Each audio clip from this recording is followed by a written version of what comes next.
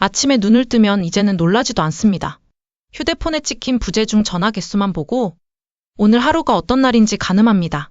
한 통이면 그나마 괜찮은 날이고 3통 이상이면 오늘은 아무것도 계획대로 안 되겠구나 싶습니다. 전화를 못 받으면 곧바로 문자가 옵니다.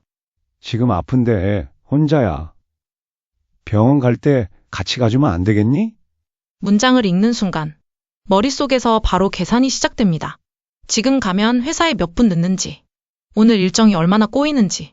그 계산이 끝나기도 전에 다시 전화가 옵니다. 저는 20대 중반입니다. 아직 제 인생도 제대로 시작 못했습니다. 그런데 하루의 시작이 누군가의 통증과 기분에 맞춰져 있다는 게 이상하다는 생각을 하면서도 이미 익숙해져 버렸습니다. 어릴 때 기억은 늘 비슷합니다. 아빠 목소리가 커지면 집 안공기가 바뀌었고 엄마 얼굴이 굳어졌고 저랑 오빠는 눈치를 보며 사라졌습니다. 그땐 그게 그냥 집안 분위기인 줄 알았습니다. 부모님이 이혼했을 때 마음 한구석이 가벼워졌던 것도 사실입니다. 이제는 저 소리를 매일 듣지 않아도 되겠다고 생각했으니까요. 그런데 시간이 지나 아빠가 많이 아프다는 말을 들었습니다. 그 말을 들었을 때 기쁘진 않았습니다. 무섭고 이상했고 이제 정말 끝이 보이는 건 아닐까? 그런 생각이 들었습니다. 그래서 연락을 다시 시작했습니다. 그게 실수였는지는 아직도 모르겠습니다. 연락을 시작하자마자 아빠는 자주 아팠습니다. 아프다는 말 뒤에는 항상 부탁이 따라왔습니다. 오늘 병원 같이 가자. 오늘만 너가 와. 이거 혼자 못해. 제가 안 된다고 하면 아빠는 바로 목소리를 낮췄습니다. 아빠가 너한테 이런 부탁도 못하냐? 다른 사람한테는 말도 못하는데 너라도 있어. 다행이야. 그 말을 들으면 거절이 잘 안 됐습니다. 병원에 같이 가면 항상 비슷했습니다.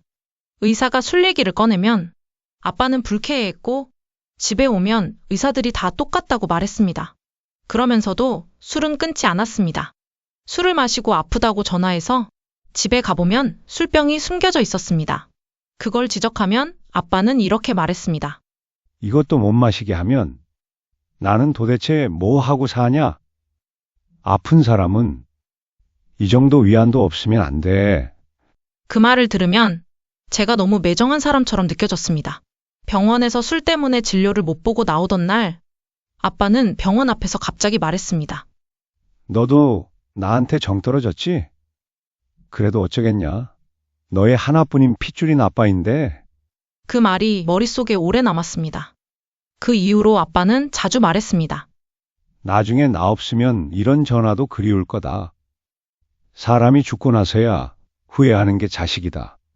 그 말을 들을 때마다 가슴이 답답해졌습니다. 어디를 같이 가면 항상 제가 운전했습니다.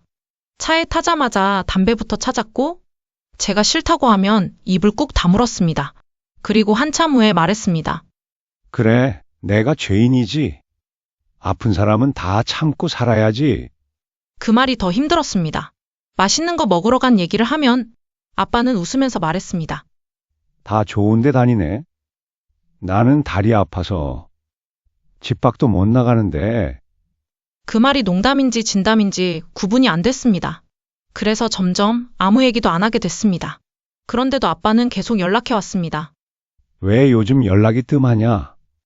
나 피하는 거냐? 이제 귀찮아진 거냐? 그 말을 들을 때마다 저는 아무 말도 못했습니다. 이번에 허리 수술 얘기를 들었을 때도 마찬가지였습니다. 병원에서 갑자기 입원 날짜가 잡혔다고 했습니다. 월차 쓸 수 있냐는 말 뒤에 이런 말이 따라왔습니다. 너밖에 없다. 오빠는 바쁘잖아. 제가 회사 얘기를 하면 아빠는 한숨을 쉬었습니다. 그래, 회사가 더 중요하지. 아빠는 언제든 뒤로 밀려도 되지. 그 말이 가슴을 눌렀습니다. 입원하는 날 결국 제 남자친구가 데려다 줬다고 했더니 아빠는 이렇게 말했습니다. 남의 집 아들이 나보다 낫네. 그 말에 아무 대답도 못했습니다. 수술이 끝난 날 아빠는 계속 전화를 했습니다. 너무 아파. 혼자 있으니까 더 아프네. 간병인 말고 너가 와. 제가 회사에 빠질 수 없다고 하면 아빠는 조용해졌다가 말했습니다. 알았다. 내가 괜히 말했네. 그 말이 제일 힘들었습니다. 전화를 끊고 나면 숨이 가빠졌습니다. 병원에 가면 아빠는 아픈 얘기만 했고 제가 피곤해 보이면 이렇게 말했습니다. 네가 이렇게 힘들어하는 거 보니까 말 안 하는 게 낫겠다.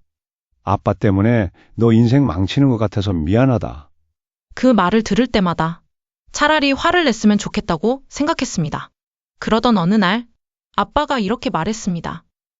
내가 언제까지 살지 모르는데 이렇게 차갑게 굴면 너도 나중에 후회할 거야.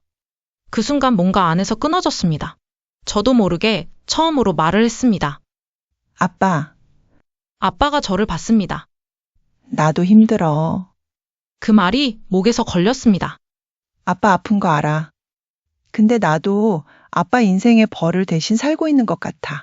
아빠 얼굴이 굳었습니다. 전화 올 때마다 무서워.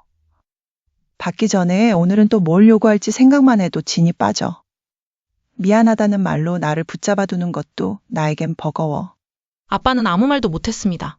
저도 울지 않았습니다. 처음으로 솔직해졌습니다. 아빠가 아픈 건 내 잘못 아니잖아. 다만 한 가지는 분명합니다. 근데 왜 내가 항상 죄책감을 가져야 해? 말을 하고 나서 손이 떨렸습니다. 그날 이후로 아빠는 전화를 덜 했고, 저는 마음이 편해지지도, 완전히 끊어지지도 않았습니다. 아직도 모르겠습니다. 이 말이 너무 늦은 건지, 아니면 너무 이른 건지. 다만 한 가지는 분명합니다. 그날 처음으로 저는 딸이기 전에 사람으로 말했습니다.